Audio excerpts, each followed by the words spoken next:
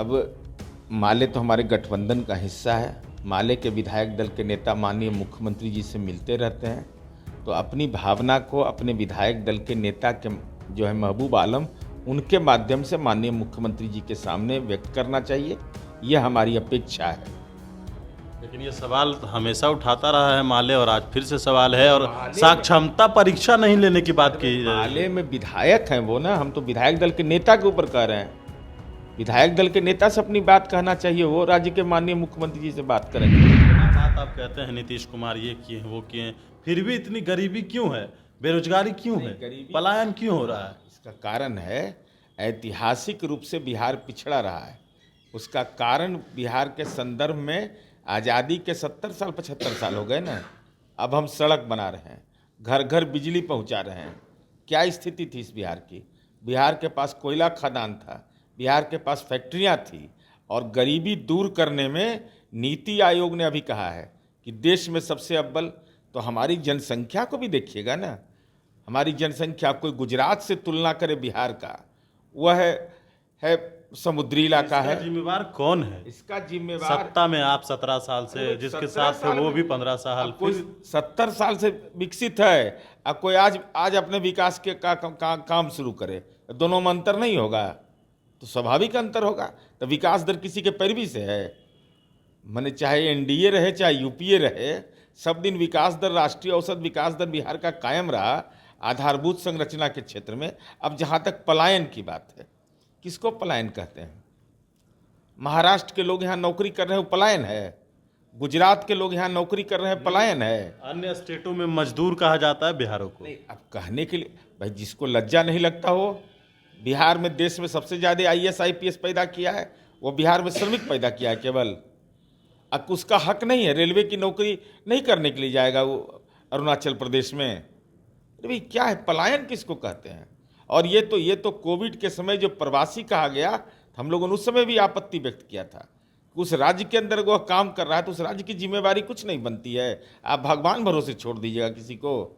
उस देश का नागरिक है। आप भी तो मना ही कर दिए थे, फिर बाद में आए। नहीं, हम लोगों ने मना किया था उस समय कोविड के इन्फेक्शन के चलते, लेकिन हमको इस बात का एहसास है कि सुप्रीम कोर्ट के निर्देश पर 50,000 रुपया दिया केंद्र सरकार ने, और हम लोगों ने उस पीड़ित परिवार को 4 लाख रुपया दिया।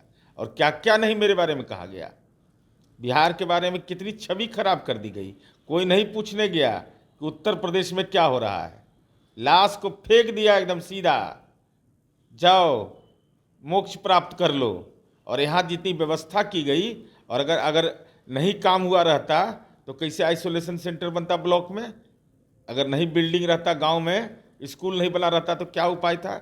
घर घर बिजली नहीं रहती तो क्या होता उस कोविड के काल में? इन व्यापक परिदृश्य में बिहार के विकास को देखना चाहिए। बिहार में अभी विकास के कालखंड में या आधारभूत संरचना के क्षेत्र में है। भाई कैसे विकास होगा जब शिक्षा जैसे क्षेत्र में केंद्र सरकार ने यह तय कर दिया कि शिक्षकों की संख्या की सीमित कर दिया कि आप इससे ज़्यादा भर्ती ही नहीं करिएगा, भर्ती करिएगा तो आप जानिए। मतलब कि आपका कहना है कि नीतीश कुमार में महात्मा गांधी के गुण हैं। राष्ट्रपिता महात्मा गांधी के बताए रास्ते पर अगर कोई नीतीश कुमार जी ने सामाजिक सवाल को उठाया है और जनता ने जिस रूप से उसको अंगीकार किया है, यह माना जाएगा कि राष्ट्रपिता की अमिट छाप इस बिहार में भी है और बिहार के शासक वर्ग में भी है। तो फिर उनको क्या जवाब दीजिएगा जो कह रहे हैं कि अपमान हो रहा? अरे अब भाषा नहीं, भाव समझिए ना, महत्वपूर्ण भाव है। भाई कस्तूरबा गांधी उस समय कल्पना करना चाहिए कि चंपारण में उनको छोड़ करके गांधी चले गए। तो इसका मतलब महिला क्या, अपमान का क्या कोई मतलब? राजनैतिक अर्थ नहीं है भाई। ये राष्ट्रपिता के चरणों पर अगर शीश झुकाना है तो गोडसे के चरण में शीश झुकाएगा आदमी कि राष्ट्रपिता के चरणों पर? कौन क्या बोल रहे हैं उनका विषय होगा। उन्होंने यह भी कहा कि नीतीश कुमार को जो बात पसंद नहीं आता है तो वो पार्टी से भी लोगों को निकाल देते हैं। वो तो अपना उनका नजरिया हो सकता है, उस पर हमारा कोई टिप्पणी नहीं। एक आखिरी सवाल, और वो सवाल है शिक्षकों को लेकर। राज्य सरकार ने कहा है कि परीक्षा देने के बाद राजकर्मी का दर्जा दिया जाएगा, लेकिन माले के जो विधायक हैं वो सवाल खड़े कर रहे हैं और कह रहे हैं कि परीक्षा साक्षमता परीक्षा नहीं होनी चाहिए और विशिष्ट शिक्षक भी नहीं होना चाहिए।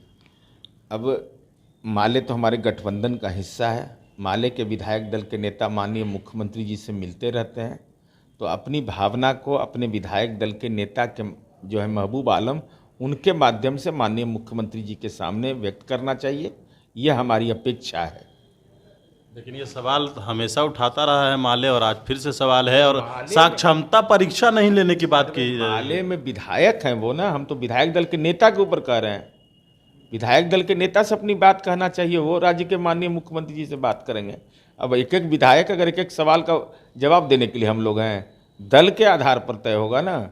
माले महागठबंधन का मेरा महत्वपूर्ण घटक दल है, उसके विधायक दल के नेता हैं, स्टेट के सेक्रेटरी हैं, वो बात करें।